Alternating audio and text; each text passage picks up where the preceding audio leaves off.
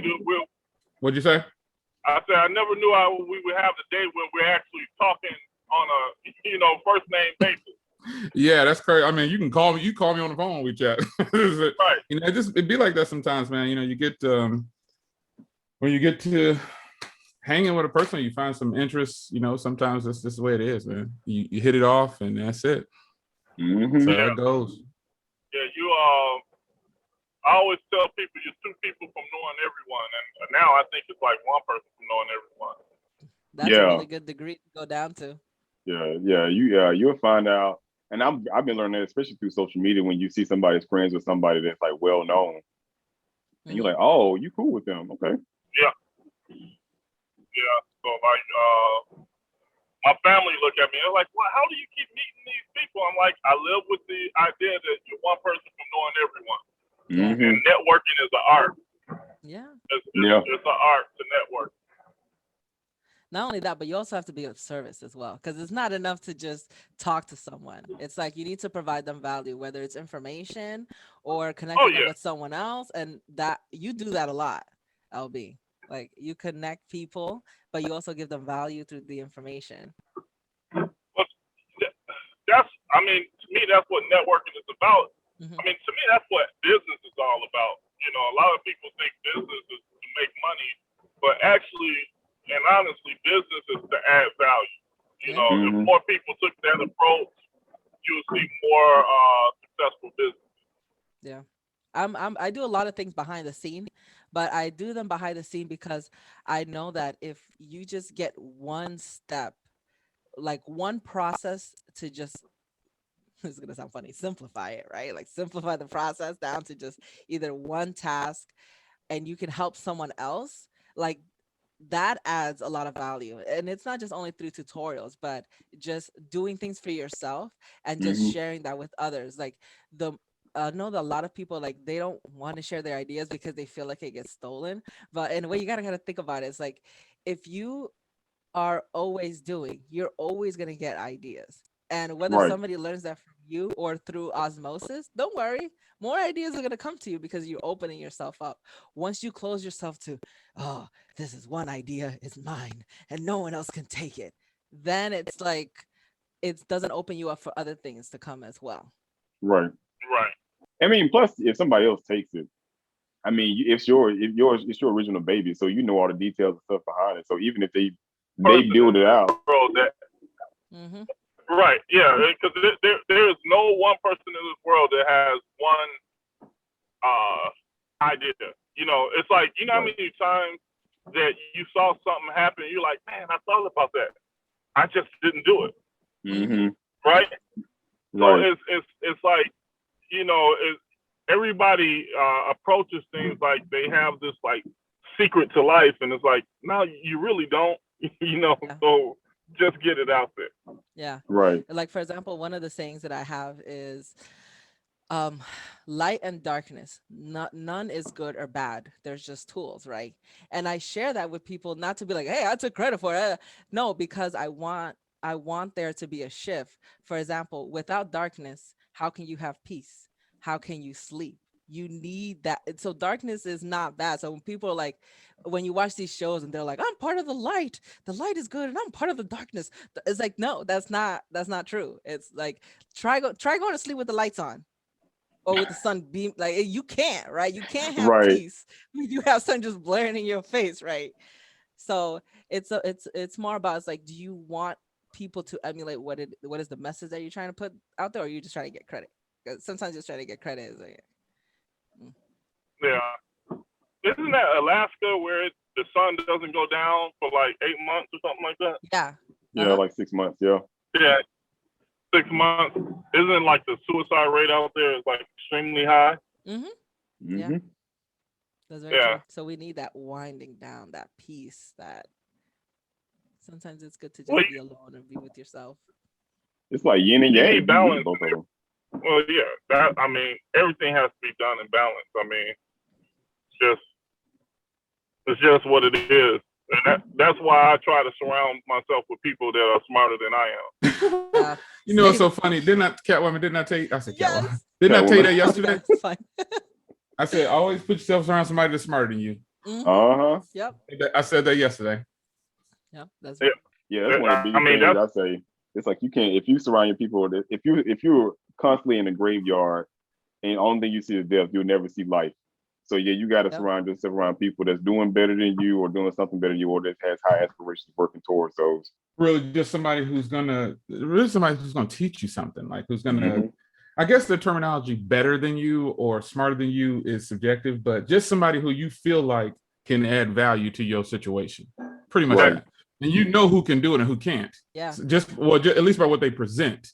Whatever they present, you can make a quick judgment whether or not, you know what, this is somebody I could talk to or this is somebody that I need to keep it moving. You know what I'm saying? This is what it is.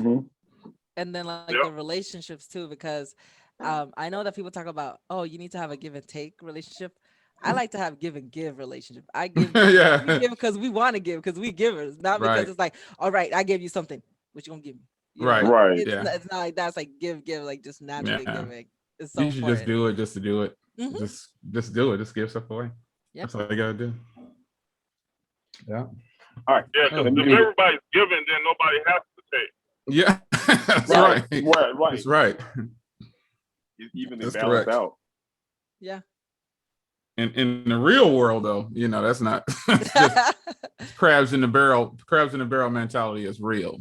Yeah, that's why you got to discern who you have around you. That's why you have to have Even then, though, sometimes, you know, even then, a person who can start off a certain way can become jealous or envious. I experience it all the time, and I can see it in the way they carry themselves, and they're really judging you by the wrong things. Like you see how y'all say, "Oh, I appreciate you helping me," and you're like, "Oh, he helped me out. He helped me out. He did this." Some people could take that the wrong way. They could take it as though I'm trying to like put myself out there like this big person. I'm totally not like that. In person, we would kick it. We go wherever you want to eat. It's on me. You know, so it's just a fun type vibe. Yeah. But some people I've witnessed leave the circle, so to speak, because of whatever reason. They think, you know, but the bad part is, sadly, in this small tech community that we have, I still have people sending me screenshots of things that people are saying about me, even to this day. But I don't expose these people because I gain nothing by doing that. Yeah. Nothing whatsoever. That's why, you know, and they like, you always lurking around in the streams. No, I'm not lurking around in the streams. I'm just literally watching and having a good time, enjoying myself and getting whatever I can get from that, and then doing something else. Yeah. Literally. Sometimes I'll be on a treadmill and just watching YouTube or Netflix or whatever, you know, just following along. But, you know, I always tell people you should never say something that you can't say again.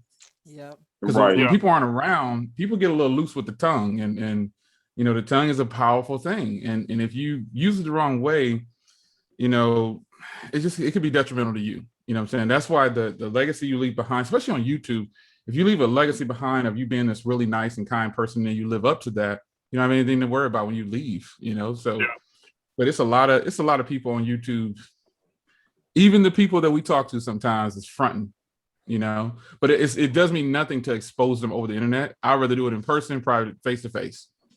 I've actually done that before. I've met people who trashed me online, and when I met them in person, the first thing they said was, "God dang, I didn't know you was that big." And then they said, "Man, I want to apologize," just like that. I'll never expose them though. You didn't intimidate them. Not because of the size of me. I'm not that big. I mean, you show them your hands too. You're like, my whole hand go grab your head. I've met a couple of people in person, man. They was talking a lot of stuff about me. I was like, man, you have no idea. I'm not even gonna respond to you. You letting me know what you about just by talking a whole bunch of trash to the world. And if I see you in person, I can guarantee you're not gonna respond. I'm not gonna run up and threaten you or anything. I don't do that.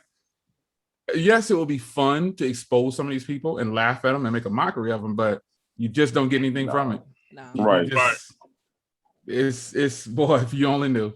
Even people on this podcast stream right here, watch what you say around people. Watch what you say, because all the people that smiling in your face is not your friend. They're not. Oh, believe me, I know that. I dropped off a whole bunch of folks last year. Yeah, talk about you in a minute. And because just consider if someone's talking about somebody else to you, just rest assured they're talking about you to somebody else. Just like that. They're going to do it. So even the people I sit amongst now, very wary of who I'm openly talking to about stuff. I just don't do it because I know that it's going to look a certain way. And it's like, I'd rather not say anything. I'd rather just talk to those people face to face if I have a problem with them and stuff like that. Because what I face dealing with this small group of people that I talk to is people will call me and want to talk about stuff. And I'll be like, I don't want to talk about this. But what they're doing, though, they're using a side of me that I don't publicly share because they feel like I have to listen to them. Mm-hmm. You know what I'm saying? I was like, I can't have a pity party with you, basically. That happens frequently. And I'm annoyed with it, but I just say, you know what? I'm just going to listen to this person because this person has to vent. You want to talk about, I'll stop people from saying, that's really not fair. You know what I'm saying? These people aren't here.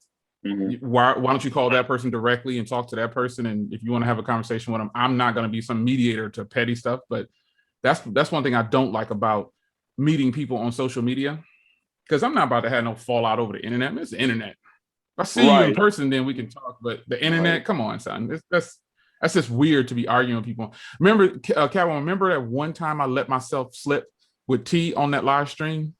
LeBarron, you might have been there. Yeah. Remember that? And I told you, I said I would never do that again. I've said publicly I won't do that again. I look foolish because I'm the older person.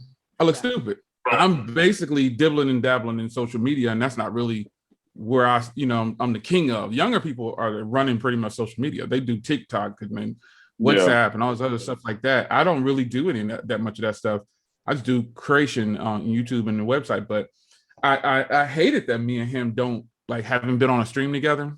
But still, even then, I publicly said, hey, me, I'll publicly apologize. I'll be like, hey, I just want to get this out there. If that's what it was, let's squash it right now, because we can't do it any other way unless we talk privately. But yeah, we had some good times, and I think it's kind of strange that we haven't really gotten on a stream together.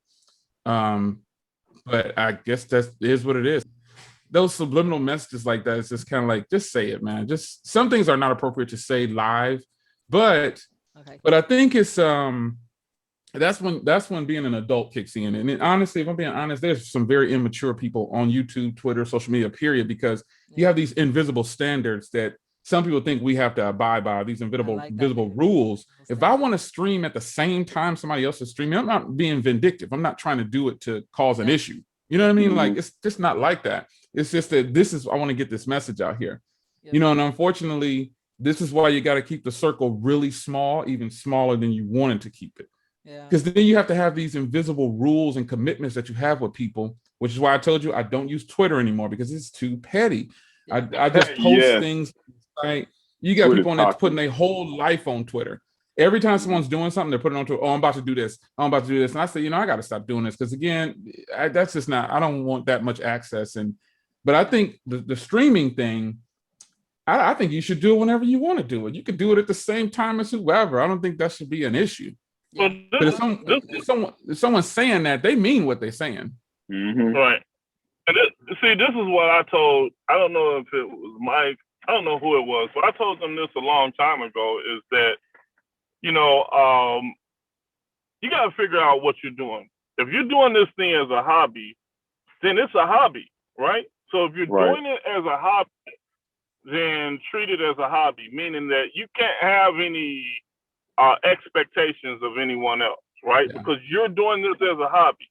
Now, if you're doing this as a business, treat it as a business. Yeah. And if you're going to treat it as a business, that means you have to be consistent. You have to, you have to treat it as a business. It's right. Like, no, it's my business. Right. So that's the thing. So your viewers are your customers. That's right. And if your viewers are your customers, you got to treat them as such, right? So like, I got a popcorn shop. I can't open at 11 o'clock today, and then tomorrow I open at 4 o'clock. Right. And then the next, at some point, people are going to say, you know what, I'm not even going to him. I don't even know when I can shop. Right. So it's the same thing with YouTube. So I tell them, you can't get mad because someone else decides that they're going to take this thing serious. Yeah. Right. The moves that they make, because you're in a hobby mode, the moves that they make are going to supersede anything that you can do, because they're taking the craft serious. Yeah. So it's nothing personal. Yeah. It's just good business. I know that I'm in a privileged position right now, because I am doing YouTube and all of my digital stuff full time. Not a lot of people have that type of privilege. Yeah. So I have to be consistent. Yeah. You know, and there's certain things that I have to do in order to, whether it is do something at a certain time or put out certain products or put out certain videos, I have to have some type of consistency. Yeah. And that's what worked best for me. The only way you're gonna be able to do that is to shrink your circle some more. Sometimes cutting some stuff off, not talking to people, but keeping, you know what, when I first got ordained, somebody told me, the pastor said, you ain't gonna have to leave nobody alone. They're gonna leave you alone. You're gonna see who these people really are. He said, keep talking to everybody, keep it all the same. They're gonna leave you alone. And it's totally true. But shrink your circle some more, and you'll see who's like you say, trill. You'll see who's trill and who's not. Because to me, it's just the internet. If I don't talk to nobody, and none of these people that say, "Oh, Jay, we rocking with you," if I don't talk to any of them again, I don't. It's not that I don't take it personal. Yeah. Keep it moving, kick rocks, but shrink your circle and see who your real partners are. Don't change. Just shrink your circle a little bit and just slowly distance yourself from some. See, the problem with the situation with a lot of people is they're afraid to cut ties with people, even if they know they're toxic for them. They just won't do it. They hold on to whatever reason, and it just won't cut them ties. I've learned to do that with ease. If I don't want to talk to somebody, I'm out. I ain't got to give you no explanation. I'll just I'm not gonna be rude. So gradually just keep it moving in the other direction, and eventually they'll get the message. And then if they say, "Hey man, what's going on? I haven't talked to you in a while. You call me up. We can talk." But just if you distance yourself from a certain conversation, you could just be having a conversation with somebody, and you could like the person, but the conversation is toxic. If you never check them, if you never say, we really shouldn't do that. We really shouldn't do that. I don't think it's appropriate, or you just don't say anything. Yeah, that's saying a lot. Sometimes not saying anything is saying a lot. From experience, I know I've had a lot of clowns and marks try me on the internet, and they may think, Jay will knock you out, man. If somebody ever come at me wrong, that's the problem that I have. I don't do well with internet beef, which is why I choose to stay on a different thing. I choose to just keep quiet and let them talk a whole bunch of noise, because I was like, these guys way younger than me. I just need to keep quiet. It's very difficult, but if you shrink your circle, you'll see who the real people are supporting you. They can't hide.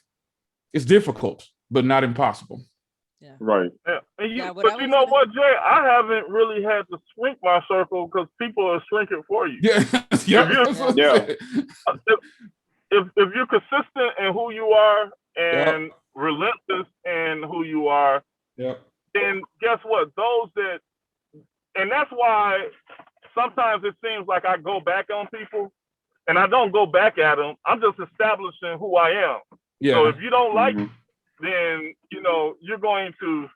It's like I'm not going to even mess with him, because I know if I say X, Y, and Z, he's going to say A, B, C. So I might as well not even, That's why I say don't say nothing you can't say again. Everything I'm saying now, I'll say it again. Anybody who want to hear it, it's definitely what it is. Well, like with that situation with T, I'm biased just because I was around, but I think your subscribers or people that they would have noticed it. Yeah, and I'll be right back. Okay. And like you said, it's the people that are viewing you. That's who you got to cater to. And you did have a conversation with your viewers, and they're like, "Yeah, do on Mondays." So they cater. So they actually told them, "Hey, I'm whatever date y'all pick," and somebody was like, "Well, you should do Mondays because I'm free on Mondays, or this is probably the best time." Because I think it was like 240 people in there at that moment, and they were like, "It seems like a lot of people's here on a Monday night, so you should do Mondays." And I was like, "Okay, well, if I have time, I don't want to fully commit right now, but if I have time, I will do it." But I definitely try to keep the peace when it comes to the small circle of people that I do talk to, because again, even then. All of them, man. I ain't dumb, man. All these people aren't rocking with me like that. There's when you're at the table, there's always somebody who's gonna run back and tell somebody something. It just happens. Yeah. There's just gonna be that one person who's gonna repeat everything what they feel like can start something up and spark something up. Yeah. And when it happens, man, sadly, I don't respond. I just be like, "Oh, okay. Sorry they feel like that," it's like they're waiting for me to say something in response. This is what I'm saying. I have to limit social media because I think it's so petty. It's not like I'm picking sides, but if you haven't walked in my shoes, I guess you can't tell me what it's like. But unfortunately, I've seen a whole bunch of stuff I didn't want to see, and I just don't. And the same thing applies with something as simple as YouTube, which is supposed to be fun. It's supposed to be fun. Yep. But that's the alternative to having that small circle of people that you talk to. Something's gonna happen, and it just is what it is. Yeah, it is what it is. When I filled out my citizenship in 2020, right? All right, right? Because I know that I'm Black. All right. Yep. That's right. Could be toxic, man. Yeah. No, but really unfortunately, it is their loss if that's how they decide to do it, because they're just putting themselves in a situation where it's like, oh, what was it that I think it was Miss Roller Sarah that said, if I had to cut you off, that means that you held me the scissors. I was like, if I had to cut you off, you gave me the scissors. That's crazy. That is crazy. I avoid politics, religion, anything not dealing with tech. I avoid it. And people get mad about that. So many Black people have been, why are you not speaking up for the brothers? And I'm like, man, get out of here with that. That my channel is about tech. It's not a political channel. Right. Why are you on a tech channel telling me to speak up about politics and Black people getting killed? You're like, that's something new. They just want to hear me say it so they can hold this over me and say, well, you said. Yeah. I'm not doing it. Right. I'm not doing it. I'm keeping it all tech. And if you don't like it, keep it moving. You want to talk about something outside of tech? We'll do it face to face. Right. I got attacked a lot because I wasn't speaking up about George Floyd, and I wasn't speaking up about all these people who's getting killed and stuff like that. And I was just thinking, why do you want me to say this on my tech channel? Or why What's the purpose of me saying this on my tech channel? That's a good question. I said, well, why did your opinion even matter? Yeah, I mean, because I'm not gonna be able to. Somebody told me you're not even out there marching, and I'm like, yeah, okay, bro. I said, you know what, man, this is a tech channel. I don't know why. I'm just gonna delete this comment, but it's kind of sad that people want to find when something's going almost too good to be true. People don't like that. People don't like it. They'll eventually show their true colors. They will. And you just have to sit back and watch and just take it for what it is. But I'm not going to be on my tech. I try to avoid it as much as possible. Yes, I have said something like, God bless y'all. So, okay, but I'm not on there really pushing a certain agenda, only tech. That's all I'm doing. Because if I want to start a different kind of channel, I'll just start that channel. But, I don't know. That's the bad part about doing YouTube as well, because I don't have to do it, but it's so much fun. I'm still having fun. So I guess I gotta take all of that with the fun. But I mean, people know your religious standpoint because you highlight it in all your videos. Every time you say you transferring data over, you have your Bible app on there. So it's like, why would anybody even question that? Actually use it. That's a real thing. My real Bible is old. But I mean, I don't know. People almost like try to trap you into saying things, or try to figure out if you faking or whatever. But I have said it before and I will say it again. I really don't like when I come into extreme and people start saying, here come the pastor, here come the pastor. I think what's happening here is a couple things are happening. Just my presence alone, it has nothing to do with me. It might be the spirit that dwells within me that intimidates them. Because I never step in saying, hallelujah, thank you, Jesus, everybody. Come on. I never do that. I just say, hey, everybody. But, or, maybe I shouldn't have told people, hey, I run House Prayer Ministry. That's my church. I shouldn't have said any of those things. Yeah. And should have strictly kept it about tech. But I don't like that. It's almost offensive, man, because I'm not walking in drawing that kind of attention. And I don't ask for that kind of attention. But I talked to another pastor and she said, don't be offended by that. It just, they're in the presence of certain people, they don't know how to respond to. They don't know how to say. They don't know what to do because their whole lives they're really living a certain way. They're living a certain way, and then when they see, here comes a real pastor. I know pastors that do Uber. They pastors, but they do Uber. They have regular lives. They just do whatever. But I don't like that. And I haven't expressed that like to a stream or whatever. I've never really said that, but I don't like that because it's like you're making a mockery out of me, or for one, you're making a mockery out of me, or you're trying to, or you're totally insecure in your religion or Christianity, whatever you believe in. Yeah. Something. something's happening here because Catwoman, you ever seen me walk into my hallelujah, everybody? Have you ever seen me do that? No. Never. I just be like, hey, I mean, I everybody, didn't know what's you was a up? pastor until you Sorry, told I'm me. late. Huh? I said I didn't even know you was a pastor until you told me. Yeah, because I don't walk around. It's nothing wrong with doing that, but I see when you really following what God wants you to do, I have Him lead me what I'm supposed to be doing. There's plenty of people that say, "Oh, you should start a gospel channel." I'm like, we have a church website. I've said that multiple times in the other videos. Like, I run the church website. I run this web. People aren't paying attention though. It's like it's so offensive, and I don't know why that bothers me so much. I mean, I can tell you this is why it bothers me, but I'm telling you, these people who say that, oh, I got to get on my best behavior. I'm like, what? Be you. Be who you really are. Yeah. Don't stop doing what you're doing because I'm here. I'm not coming in judging nobody. Well, you know what happens is, and I'm trying to stop doing that myself as of late. We tend to make blanket statements when we make statements, and that affects the way people's thought process is. Yes. So we'll it's almost like I say, tech reviewers do such and such. Well, when I say tech reviewers do such and such, guess what? I'm talking about Jay Will. I'm talking about Tech Valor. Yeah. I'm talking about the whole entire. I just put everybody in the same group. Yeah. And that people hear more subconsciously than they do consciously. Yes. Mm-hmm. Yeah. And that's the things that we have. So I'm trying to. I tell you what, from being on Clubhouse, and with Clubhouse, you hear people speaking. You don't see their facial expressions or anything.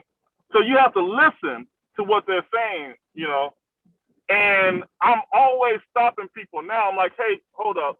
Let's not make a blanket statement, because when you make a blanket statement, you're going to offend someone in the room because that may not be them. And now conversation has shifted to you defending your statement because you made a blanket statement. Yeah. So I'm learning how, and that's what happens with.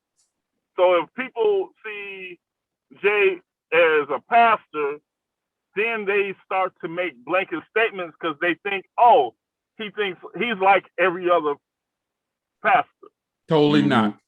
Totally not. Well, I want to ask you, all of y'all, I guess, why do you think people do that when I go in? You might not see it too much, Antonio, but they see it, I'm sure. Why do you think they do that?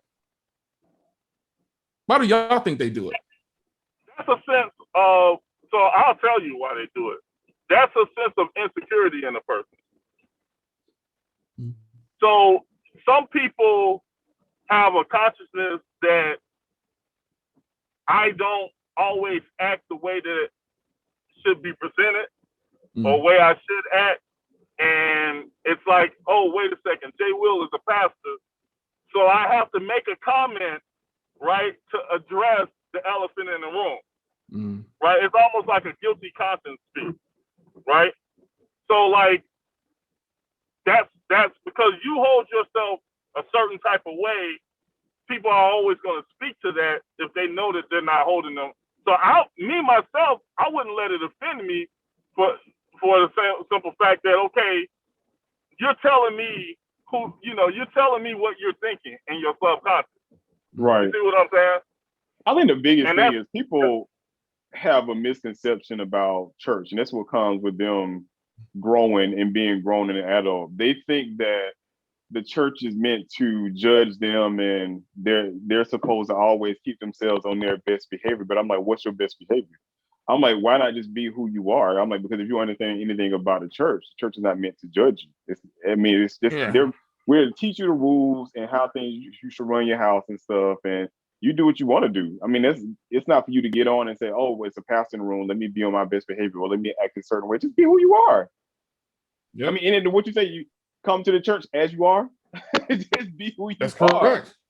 So why does it matter if a pastor is coming in a room, or even if you're at an event somewhere and somebody, an ordained minister or missionary, somebody walk into the room? Why do you have to change up who you are and who you're supposed to be? Because like LB just said, maybe you think something that you're doing is wrong. And now you're judging yourself, and you think when they come in the room that they're going to discern it about you and they're going to start beating you down. Yeah. Highlight the fact that they know that they're not living up to a certain standard that they should be. Probably. Yep. Right. Yeah. And that's the thing. So they know that, but it's like, okay, so don't take your guilty conscience and pretend like I'm the one who gave it to you. Yeah. Right. Putting it on, yeah. Right. That's absolutely right. Yeah. Oh man. So, but that's what happened. That's essentially what happened. And I just asked because I asked another pastor that, and I was like, like I said, I asked why do they do that?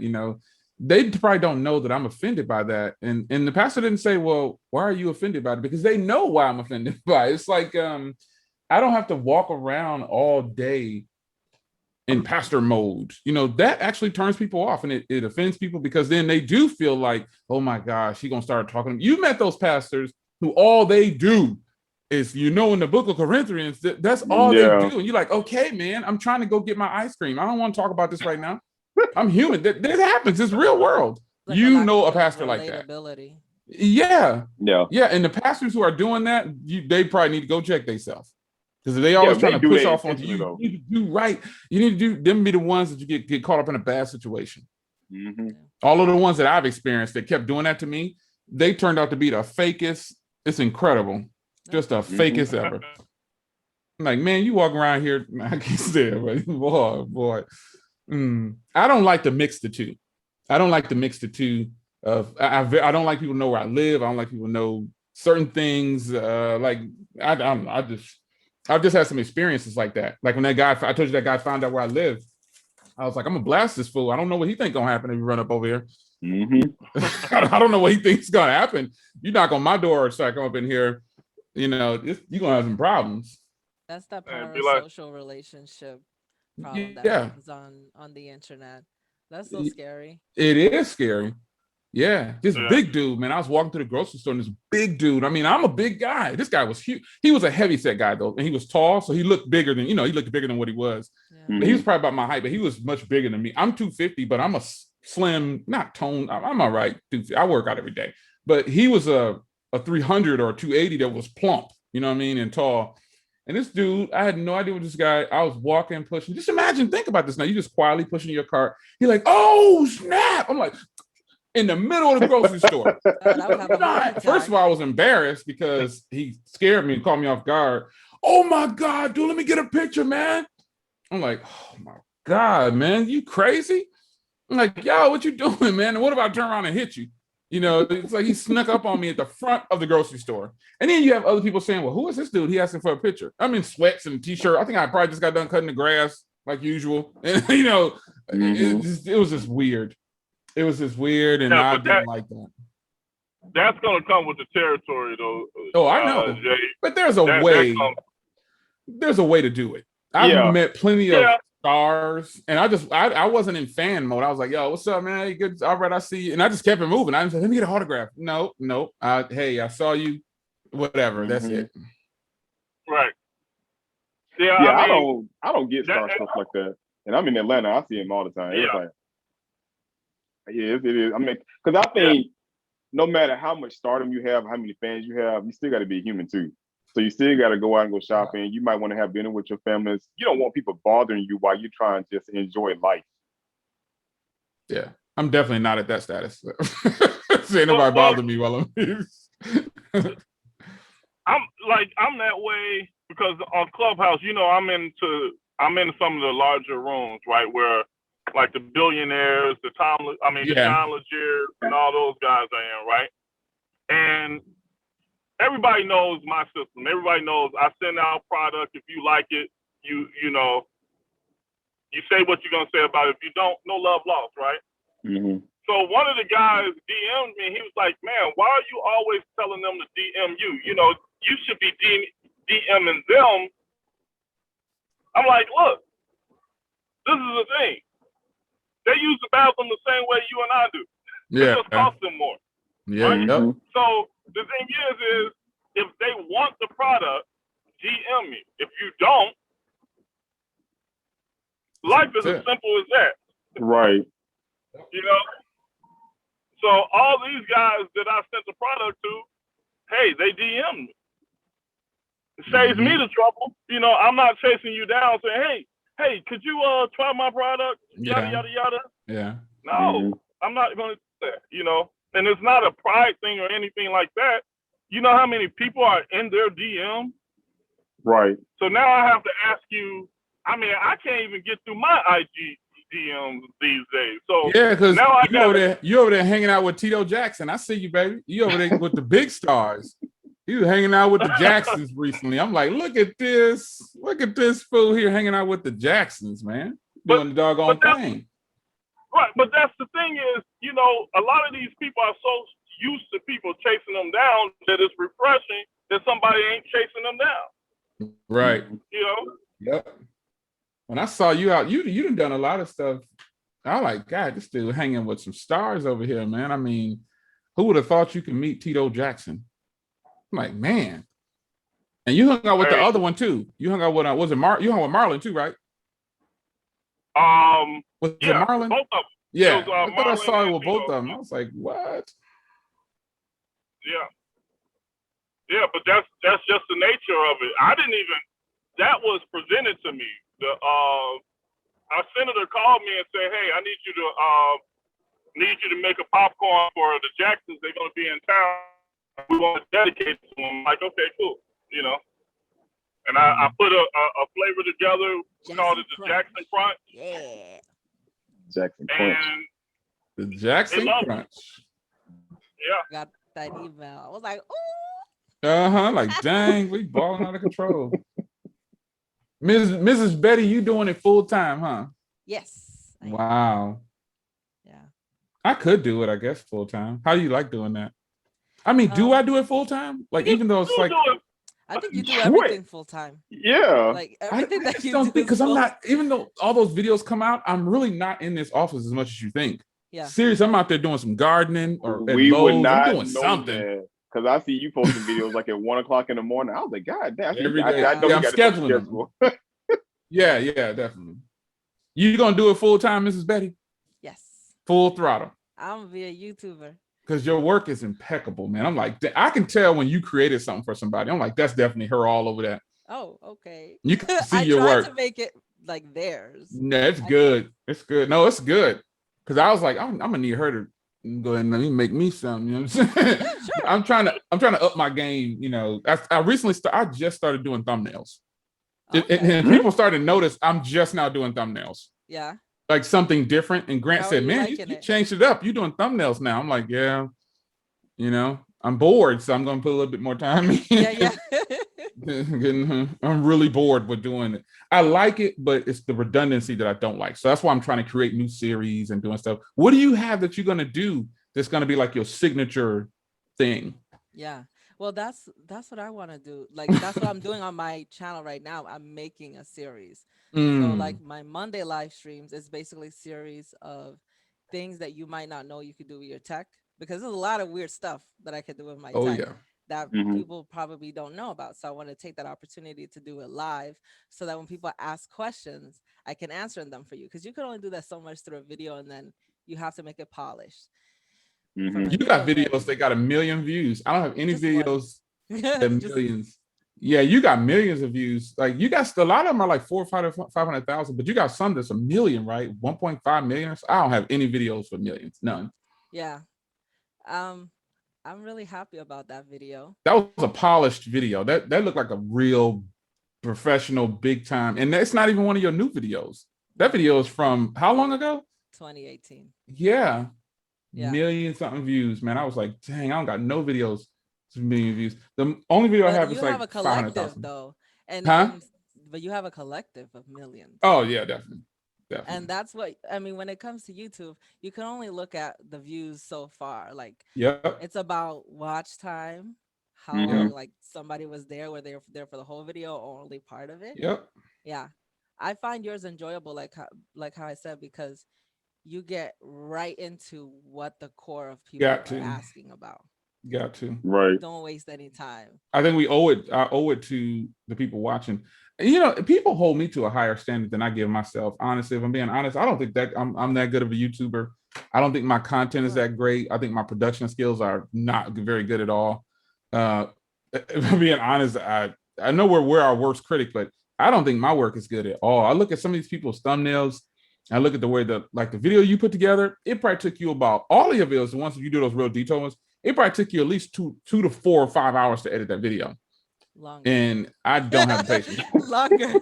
Yeah, see, that's what I'm saying. Like, it took you longer than that. See, yeah, I don't. But that video, but I have a different kind of audience, though. Yeah, My but you got a needs good their hand audience to be held. Yeah, it was people on there saying, "Oh my God, I'm so glad I watched it. You walked me through it over and over." I was like, man, I got it. But still, I think even though your audience is a different kind of audience, you still have the same. My people would definitely watch your people. Obviously, they do. But you got. I don't have that spark. Like, I can point out all these other people who I think are great, and I can highlight them and say, "Oh, you need to watch this person." But their production skills are way better than mine, and that's why I say I don't think I do it full time, because I just point, shoot, record, put the front and end. Maybe I'll do some B-roll every now and then, but somebody told me, man, that's what you should continue to do, because you're not known for doing all these fancy animations. And I was like, dang, my videos really aren't that good. It's like, I didn't know how to take that. But no, you get straight to the point in yours, though, and that's what I like. Because when I watch some videos and tutorials, and it takes them 10 minutes before they even talk about what the whole title is about, I'm like, dislike, moving on to something else. Yeah. And that's the thing is, short. Don't. Yeah. And the thing is, people come to you for your consistency. Mm-hmm. So what you're doing is consistent. I am? I mean, yeah.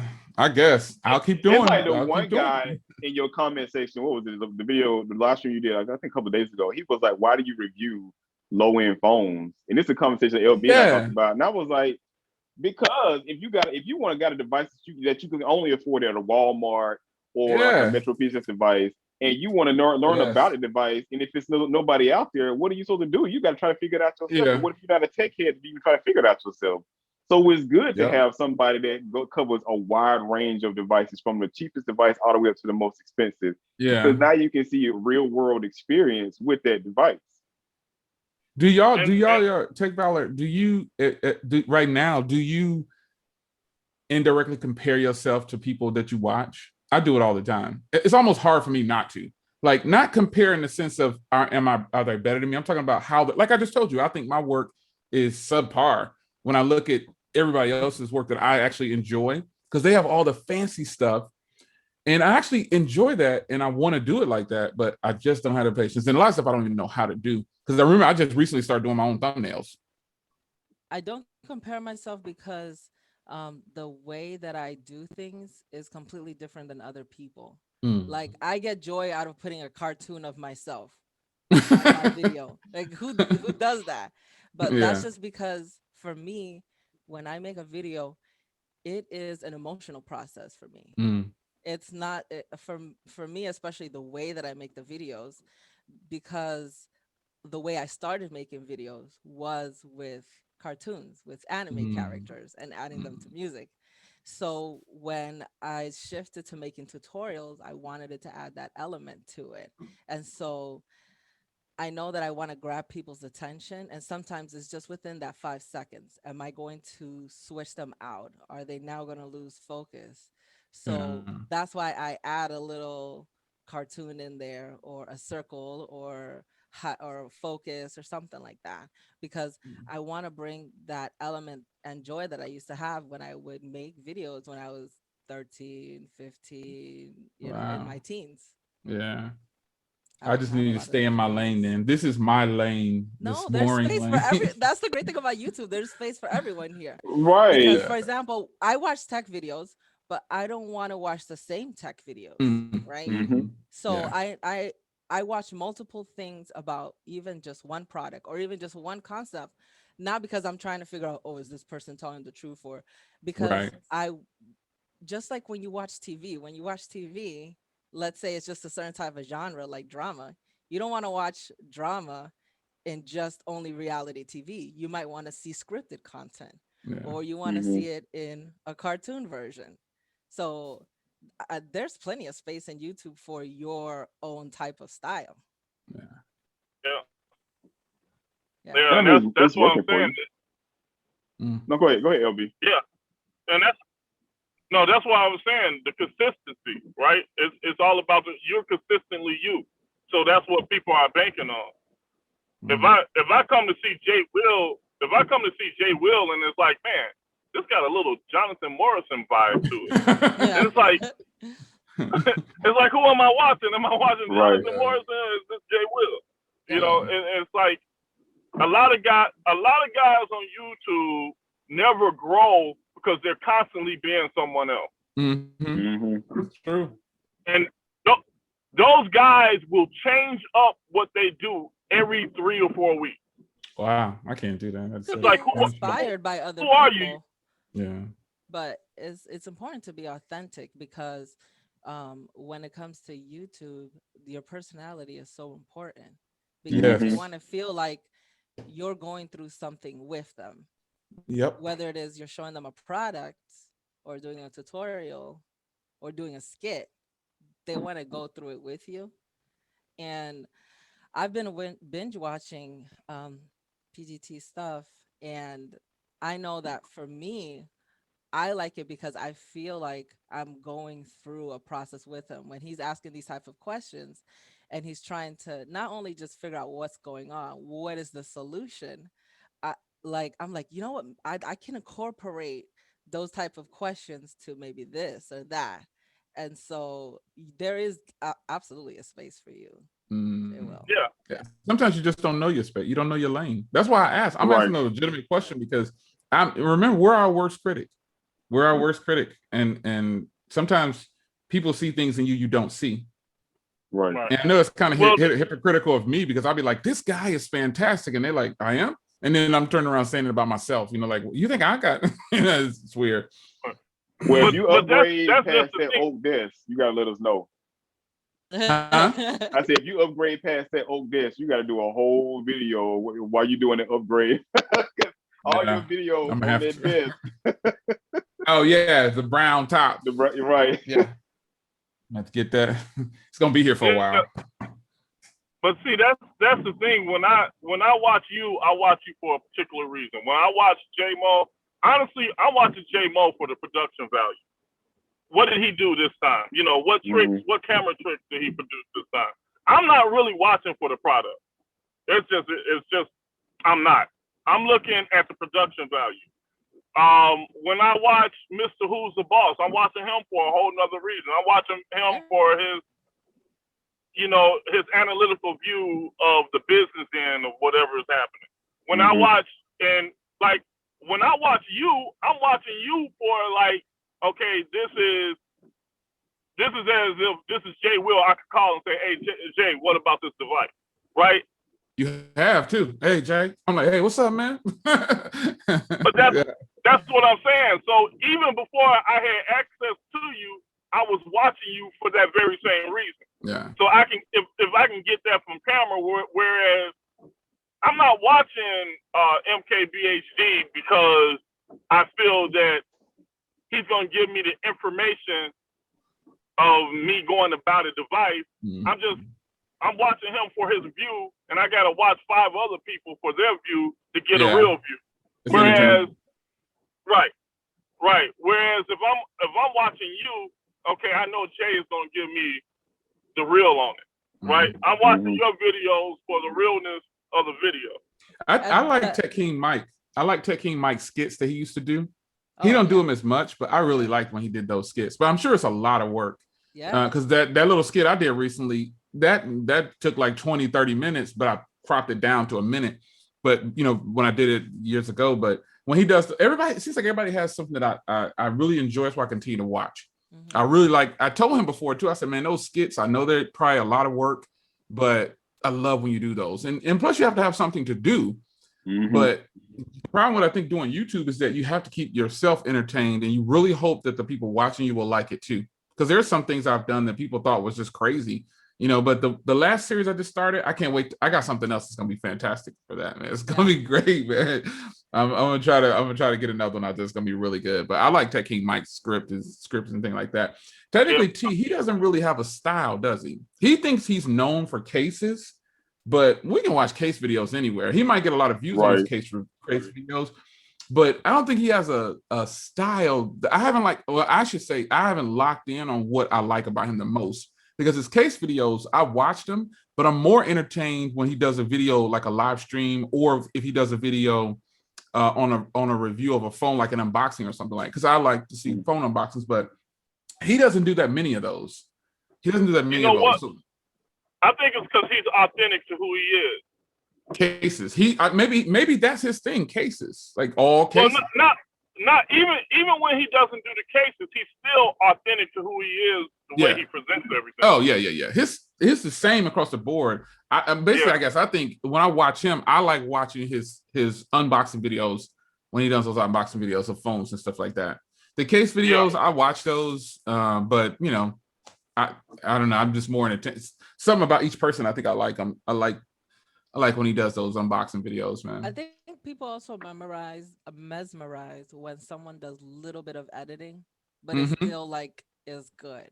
I think that's his style. The fact that he does a little bit of editing, but he's crazy with the thumbnails. His thumbnails are crazy. Yeah, they're simple. He's not doing much work, but they're simple. But they draw you in to click on that video. That's what it's about.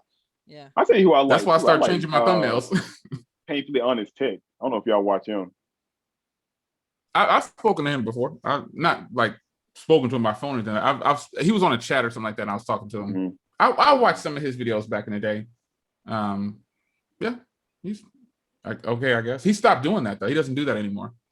With the live streams? I think no. The videos that he's talking about other people, I think he stopped, right? He said he wasn't doing those anymore. Yeah, he stopped. Yeah, because I didn't even know about those, because what got me looking at him was same thing I was talking to Miguelina about is, I like to see a lot of older people getting out doing reviews.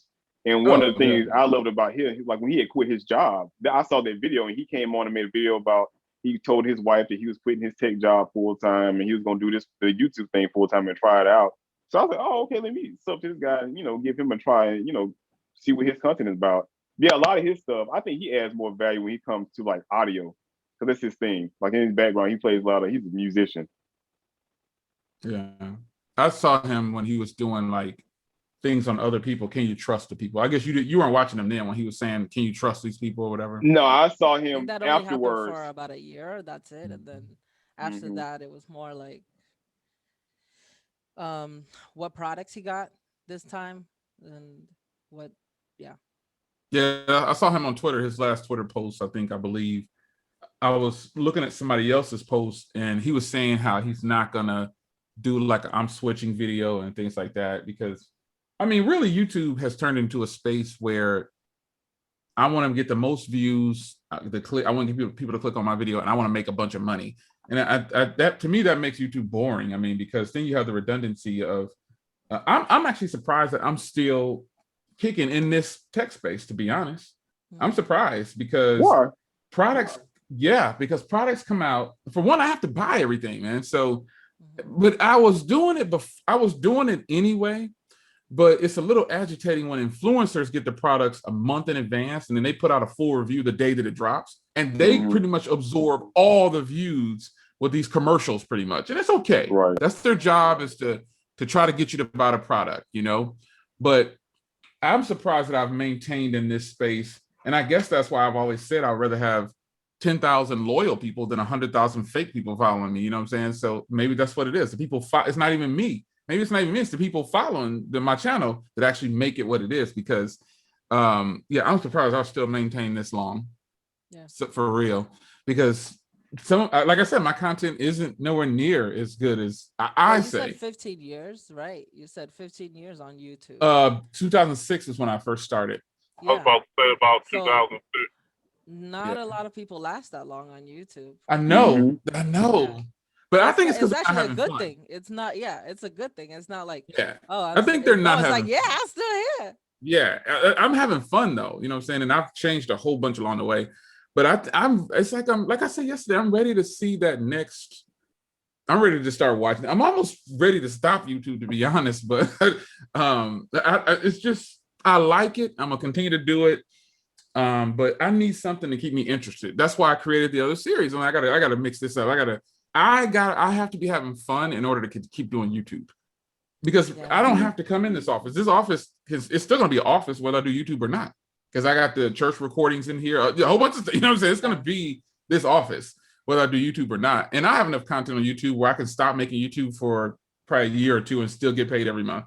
I have so much content on there. Never got rid of the episodes, the series. Do you guys remember? It was like 2 years ago. Like people could turn playlists into series, and each video would be an episode. And they got rid of it because they didn't give it to the smaller YouTubers. They only give it to the bigger ones. I don't even know what that is. Yeah.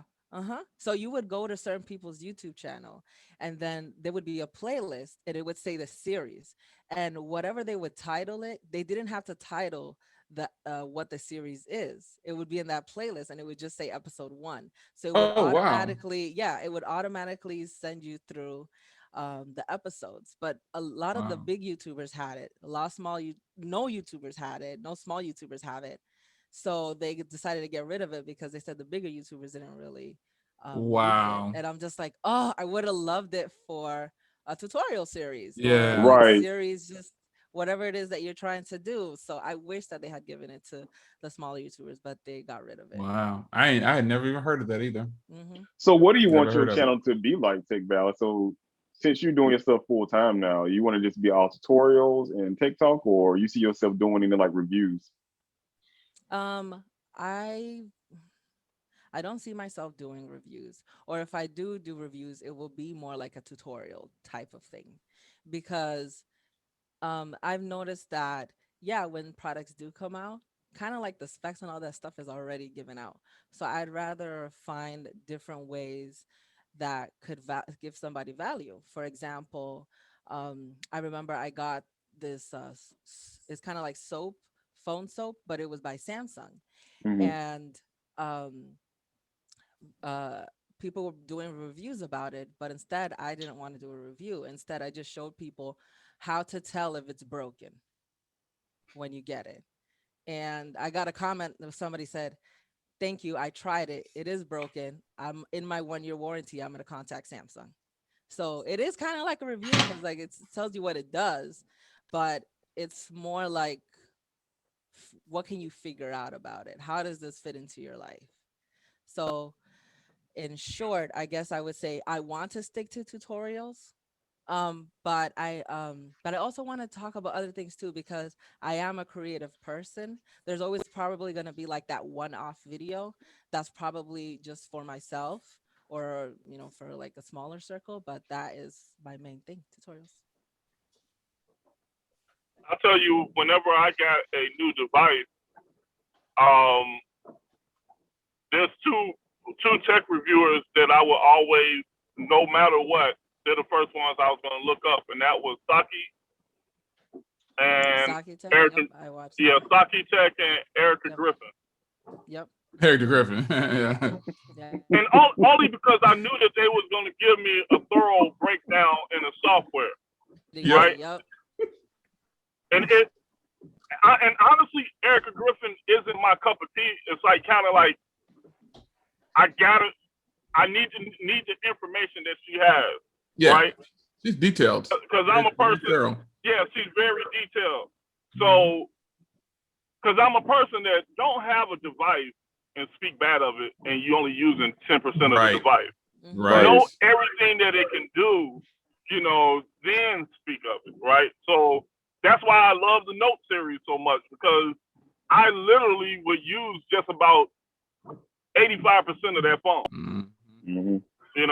But I would go through Saki Tech, I would go through Erica Griffin, because I knew that they were going to walk the software from beginning to end. I watched her a lot at the beginning. I watched her a whole bunch. I thought I was entertained by her channel, and then I met her in person, and I stopped watching her. I was into that.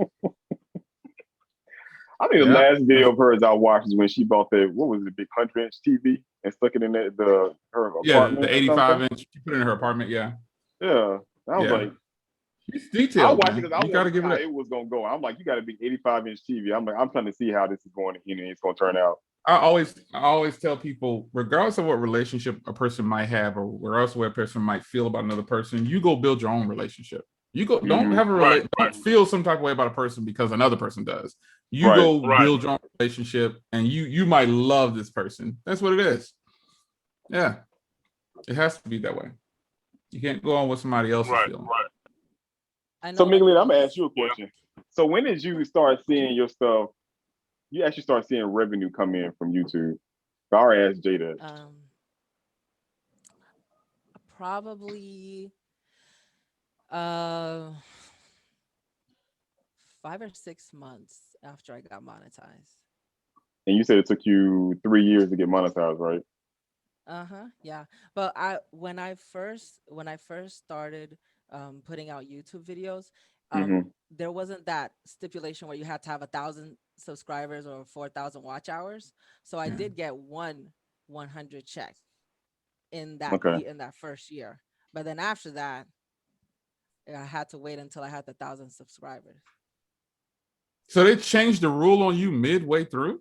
The same year. Wow, are you serious? Yeah. Oh, that's cold. Yeah. I was like, okay, well, this is something else I got to strive for. So they started you over.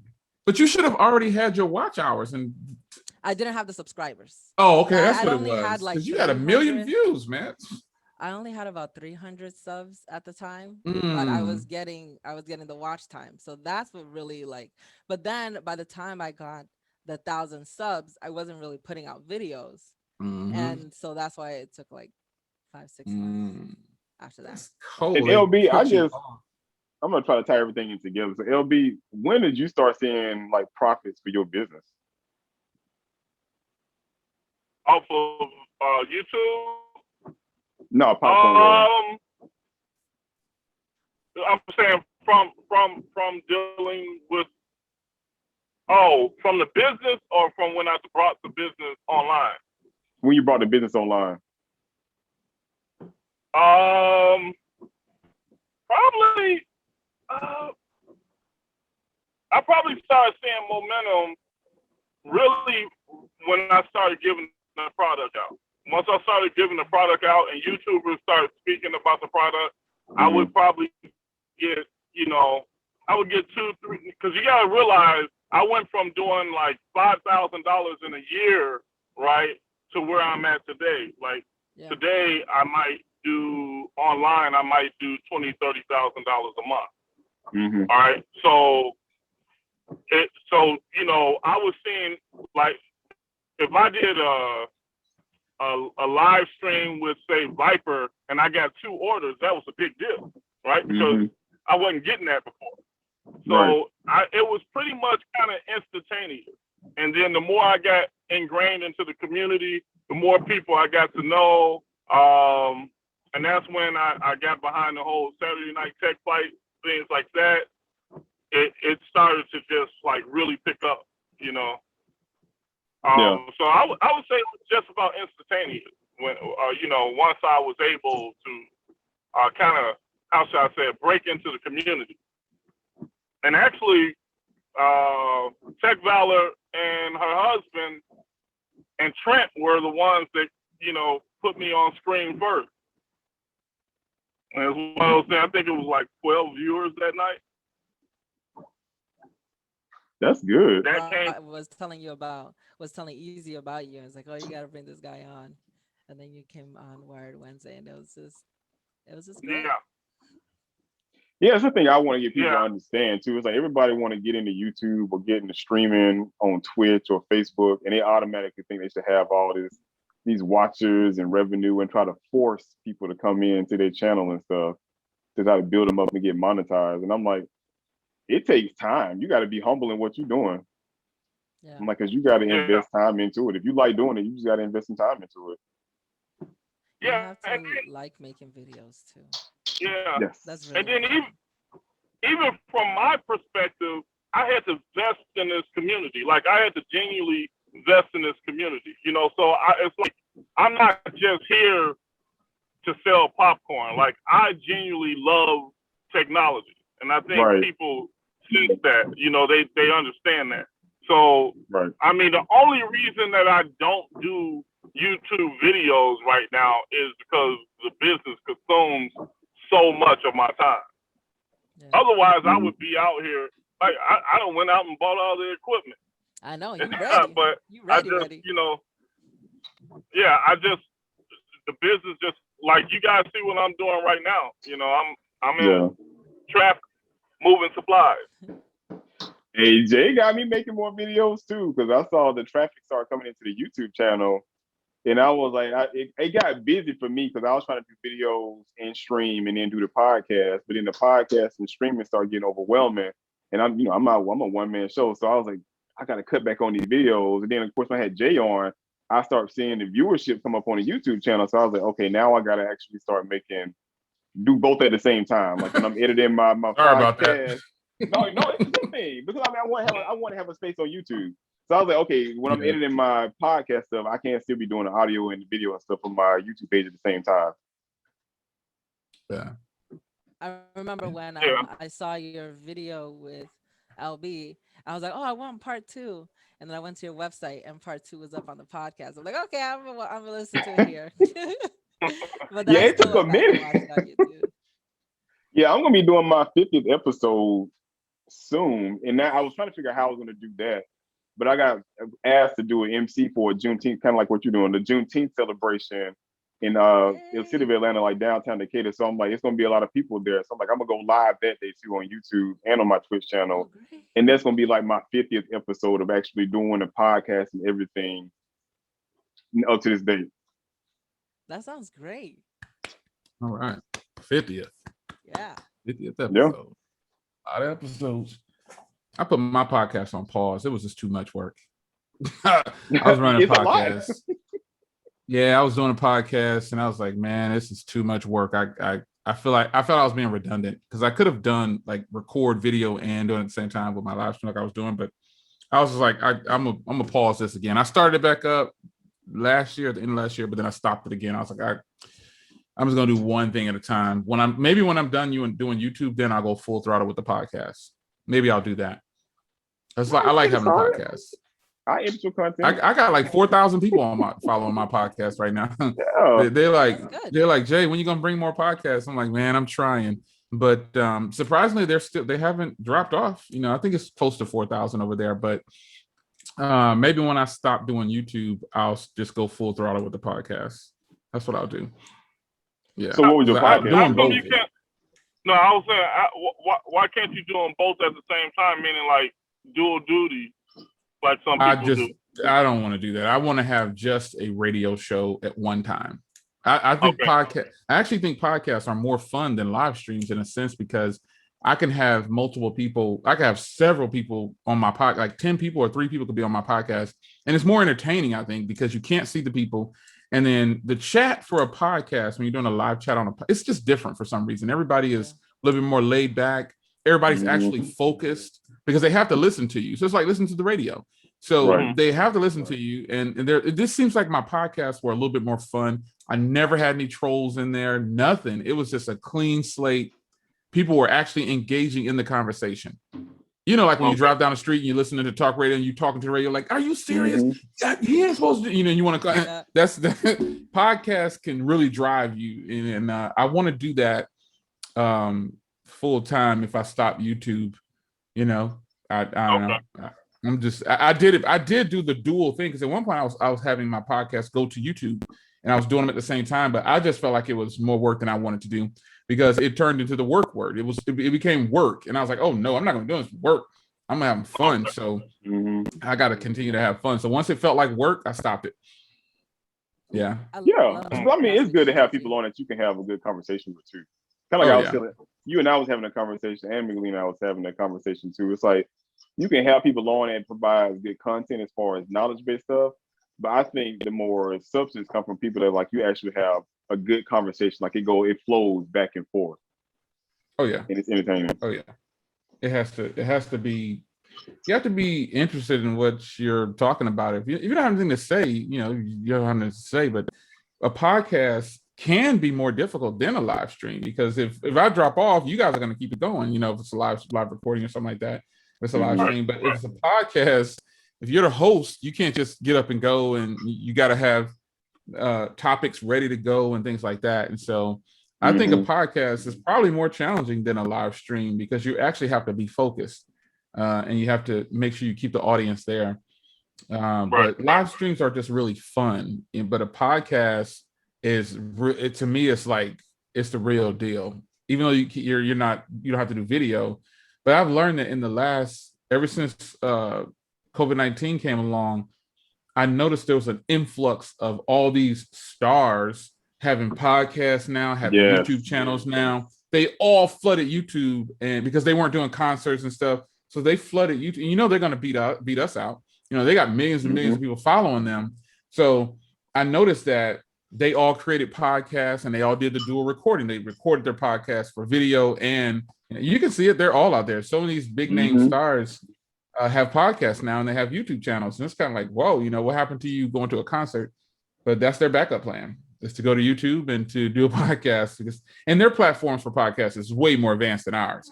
They got a production crew. They got all these different angles, and you know, they got all these fancy audio. It's just, well, at least for me, it's better than my setup. But you know, I guess that's how it goes.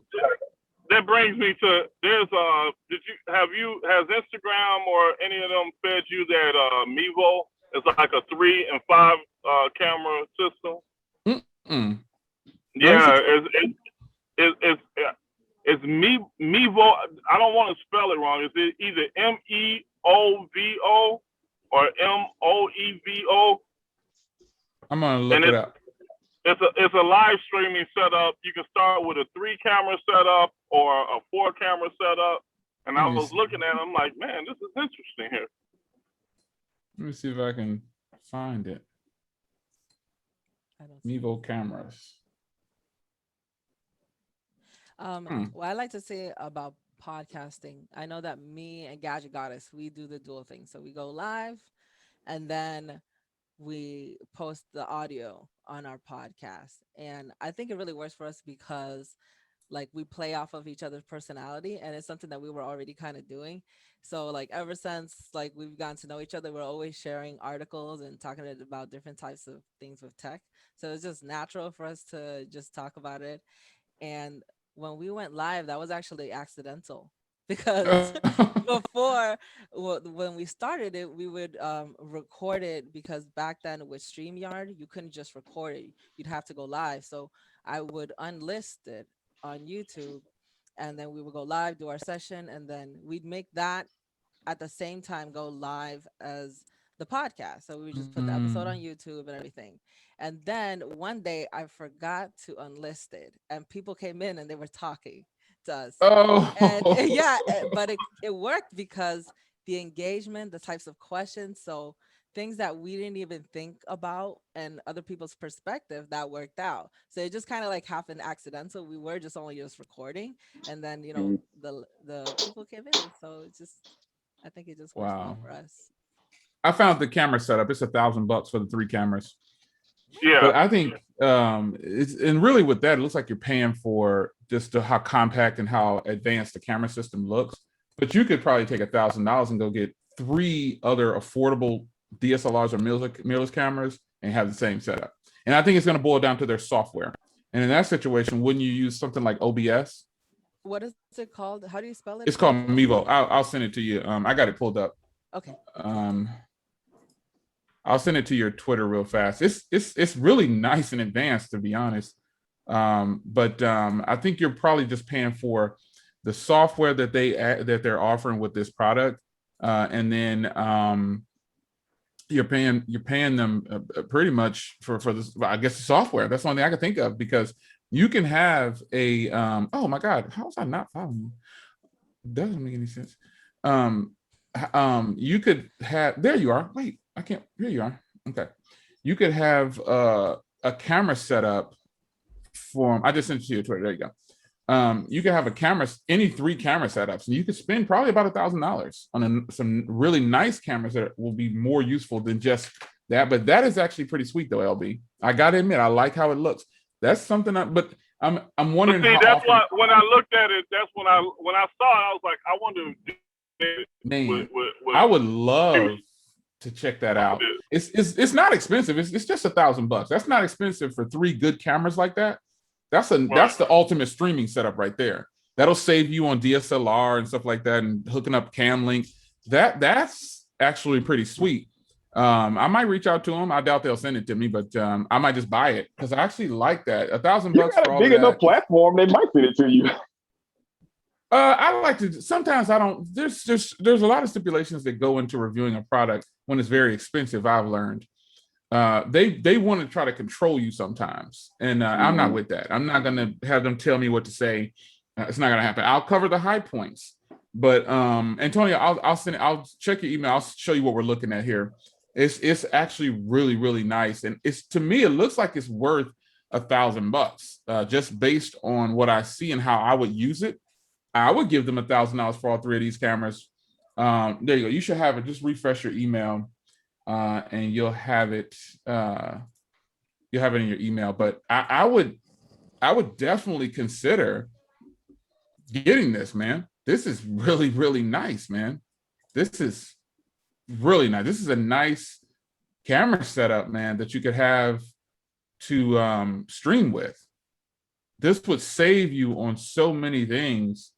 I mean, they're all Type-C. They have a mic built in. I mean, Wi-Fi, battery, 6 hours, but you can charge through Type-C. So this would be, you can do YouTube, Twitch, Twitter. You can stream all these different things. This would be such a sweet setup if I was going to do multiple streams at once. This would be like the ultimate one. Yeah. I like that, man. Even when you're doing your product reviews, it'll give them different angles. Yeah, this is actually pretty nice. Cool. I can't lie. I like it, and I might get it. That's a good investment for me for my channel. That way I can stop, because I do my vlogs, with the Sigma lens or whatever for my channel. But if I'm doing live streaming, this could be my permanent live stream setup. This is really nice. LB is gonna have me spend some more money. He's good at that. Yeah, this is really nice. This is just like all the different camera angles. Oh, it's on back order. It's back ordered? Yeah. There's a go figure. Back ordered. The 3 camera setup is back ordered. Let me see. Yeah. You have the one for oh shoot, yeah. Yeah, just the single is open. I wonder if you add 3 to your cart, will it give you some kind of discount? Yeah, because it's $400 for one. Yeah. No discount when you Dang. add all 3. That sucks. That's actually doesn't. That's beautiful.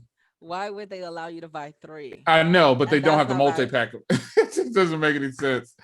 That makes a lot of sense. That makes a lot of sense. But that is a beautiful, that would just be so, what? The space saving for me to have the 2 cameras pointing down. Oh, that would be so nice, man. That would be so nice to have 2 cameras pointing down on the left and right side, and then have 1 camera mounted on the wall facing me. Oh, I would love that. I'm gonna mess around and spend some more money. Cool. Man. That is You're welcome. You're welcome. Yeah, that'll come out $1,000 real quick. But to have 2 cameras pointing down, like if you scroll down on that website, you'll see the lady in the kitchen. You see how she has the 2 cameras pointing down on the sides of her and then 1 behind her? I like that. Yeah. It's at the bottom of the web page on that first page. It's really nice. I'm feeling it, man. And she has the 2 cameras pointing down, or she has 1 camera pointing down and 1 behind her and 1 pointing towards her. But I would have 2 cameras pointing down on left and right and then 1 facing me. That would be so nice. But also you could have it the same way. Again, I could buy 3 mirrorless cameras and do the same thing. Right. It's just the software. It's the software. It's the software, though. How cohesive will it be with the software, though? I know. Yeah, you'd have to get something that's going to allow you. Did you know YouTube allows you to stream with multiple cameras directly from the YouTube app? No, I didn't know that. It does. Like if you go into your YouTube dashboard when you're doing live streams, it'll tell you that you can have. It'll recognize whether you have multiple cameras. Oh wow! That's pretty cool. Yeah, and most people don't use it. I saw it and I was like, "Ooh, I should do this." I was like, "No, I'm not ready to test that. I'll test it later, but I don't know if I'm ready to do that." I don't know. Would you test that out live or unlisted? I would probably do unlisted and see how I like it, because I do have this lens right here, the Sigma with the A6100, to do the vlog portion. I have the top down. I have several different cameras for top down, but right now I'm using the Sony ZV-1 for top down, and sometimes I use the Canon still for top downs. But yeah, that would be pretty sweet to do it like that. So I wonder if you did do that and present that, how many YouTubers would be flocking over to go grab that camera? I know. I've never heard of that setup before. That is a beautiful. Yeah, I think you weren't on when Tech Valor said, how are they going to let you buy 3 of them, but they don't have the multi-pack available? The multi-pack is back ordered, but you can buy individual ones. That doesn't make any sense. Oh, wow. Okay. Yeah, it's back ordered for the multi-pack, but the individual ones are totally available. So you end up spending more money. So this is the thing. They must have, because they just, when they fed me the link, they still had them available. Because I was like, you know how you get this close to pressing the buttons? And I was like, no, I'm not about to do this. I'm not about to do this. I know I'm not going to use it right now. So why I'm not going to do it? Special link. We don't. Yeah. Right. They say but the thing is I just started seeing it the day before yesterday. So it must have sold out pretty fast. It had to. It's beautiful. I like the size of those cameras. Or you can take 2 or 3 GoPros. You can take 2 or 3 GoPros. The GoPro app is kind of janky, but you can take the GoPros, you can live stream with them. So that's something that you can possibly do too. Because you can, I got the GoPro Hero. You guys know I'm a well, if you don't know, I'm a GoPro man. I love GoPros. But you could take multiple angles with the GoPro. But the problem with the GoPro is it has such a wide angle lens on it. Even when you do linear, you have to go really close to the product. And I might try to do that. I like filming with my GoPro. I think Gigi still films for her GoPro. But you got to get that angle right. You got to have the right tripod. And the GoPros are really boss, man. I really love the GoPros, but I don't know if I can go full throttle with a GoPro. I did it in the past. I used the GoPro for the channel. And people didn't know. I was just filming in linear. But the GoPros get kind of hot sometimes if you're filming too much in 4K 60. You know, I used to run an external battery, but the GoPro still would be so hot to the touch after 45 minutes.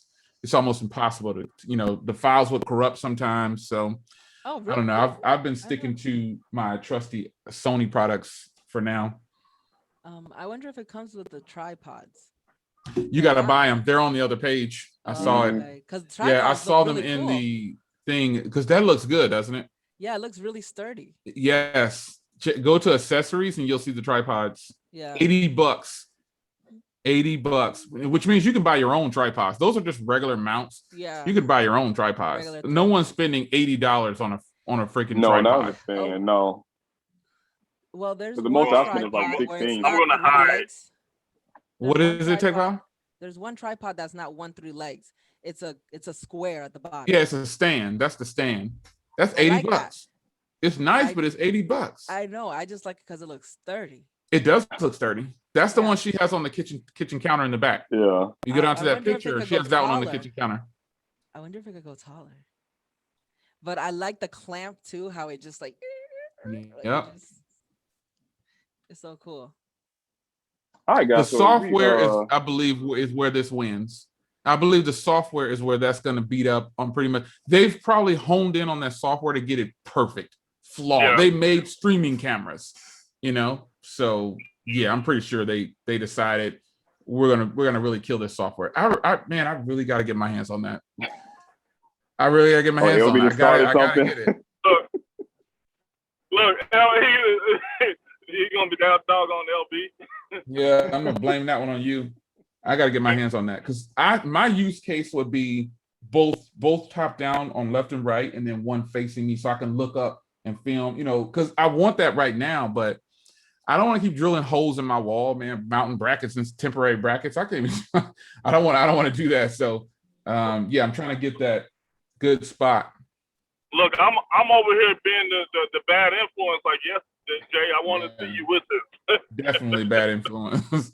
Man, $1,000 is probably going to be good because if you do a lot of I would probably do a lot more live streams too. Oh my gosh. Even if I'm not streaming on multiple platforms, I would have so many angles for my YouTube channel. That would be great because those look like very small compact cameras. Mm-hmm. They look like they're small enough to where I can just have a nice small stand in front of me and have the other ones coming down. Multiple angles is always good. I've always wanted to do that, but again, right now I just don't see the point unless I'm doing a live stream. Did you see the video where he turned the lights off, the low light? For those cameras? Yeah. There's a low light video in there too. Oh wow.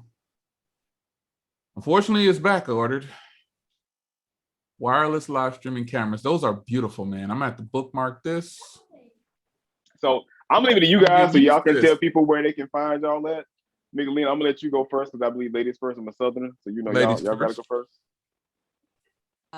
My name is Tech Valor everywhere on social media. If there's a social media, I try to grab that handle.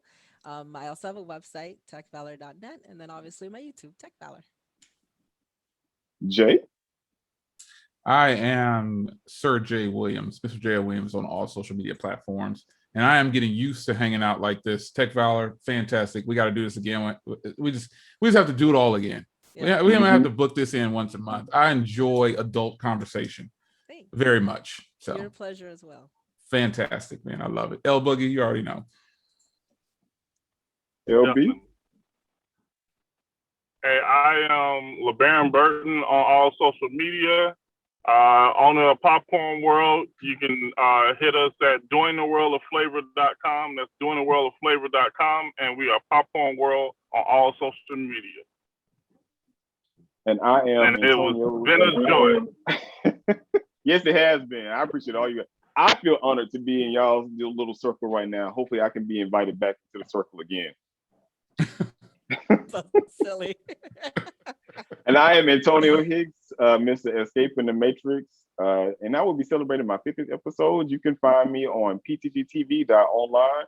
Yes, my 50th celebration will be at a Juneteenth celebration in Atlanta, Georgia, and downtown Decatur. There will be a live event going on with a lot of well-known people out there, but y'all know me. I'm not out here clout chasing. But yes, I am celebrating the 50th episode.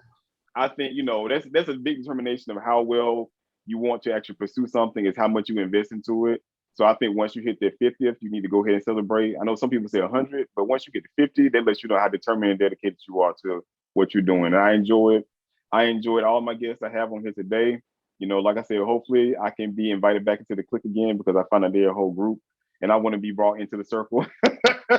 So, you're already in the circle. Everybody, I'm about to say, you're already in. Yeah, you're already in. You're already in there. Thank y'all for tuning in. Love you guys, and till the next one.